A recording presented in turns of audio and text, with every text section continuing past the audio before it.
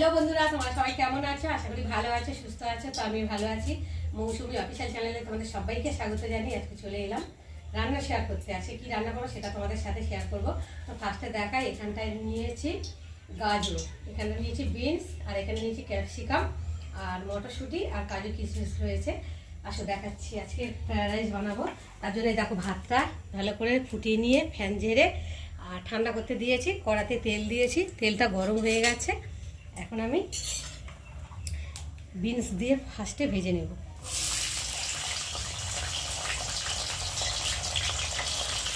সব কিছু দিয়ে একসাথেই ভেজে নেবো, আলাদা আলাদা করে আর ভাজবো না।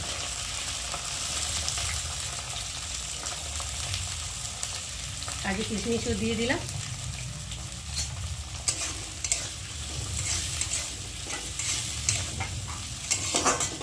এবার দিয়ে দেবো মটরশুঁটিগুলো। সব সবজিগুলো সুন্দরভাবে ভেজে নেব।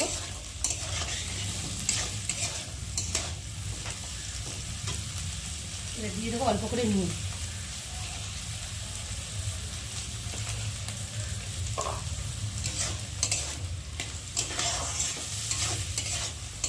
আমি সাদা তেল দিয়ে করলাম, ঘি দিয়ে করলে না আমার খেতে ইচ্ছা করে না, ঘিয়ের গন্ধটাই আমি নিতে পারি।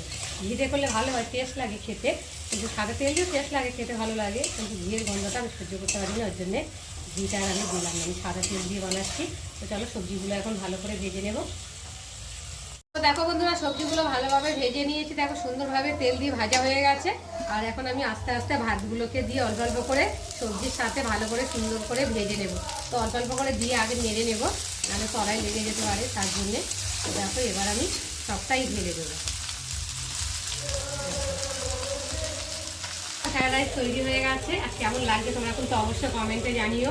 আর যেহেতু আমাদের এখানে পুজো হচ্ছে, আজকে শিব পুজো, গান বাজনা বাজছে, তোমরা শুনতেই পাচ্ছ।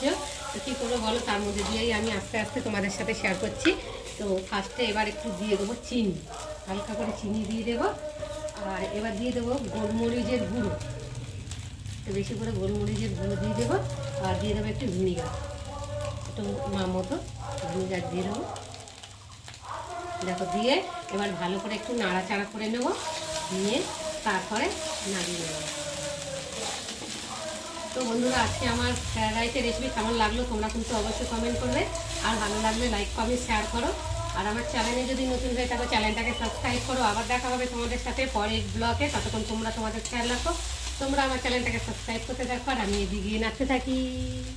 দেখো বন্ধুরা, ফ্রাইড রাইস তৈরি হয়ে গেছে। আর এখন আমি নাড়িয়ে নেব। যেহেতু আজকে শিব পুজো, তার জন্যে নিরামিষ বাড়িতে সেই কী বানাবো তার জন্য ভাবলাম একটা ফ্রায়েড রাইস বানাই। তো ফ্রায়েড রাইসটা ফার্স্টে বানিয়ে নিয়েছি, আর বানাবো আলুর দম। তো কেমন হয়েছে দেখো অবশ্যই কিন্তু কমেন্টে জানিও।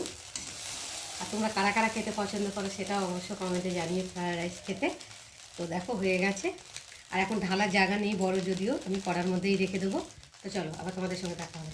তো দেখো বন্ধুরা, গরম গরম ফ্রায়েড রাইস বানিয়ে নিয়ে চলে এলাম খেতে। এই দেখো এখন খাবো। আর তোমরা কারা কারা পছন্দ করো অবশ্যই কিন্তু কমেন্টে জানিও। আর তোমরা কারা যদি খেতে তাও তো চলে আসো, এখন খাবো।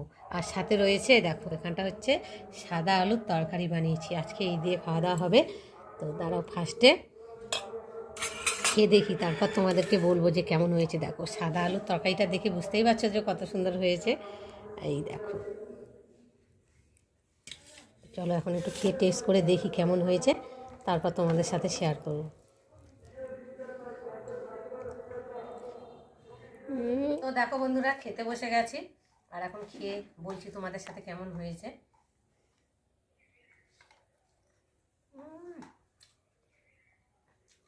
খেতে হয়েছে সেই ঠিক আছে।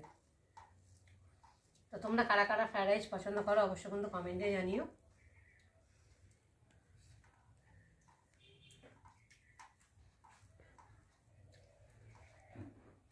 দারুণ।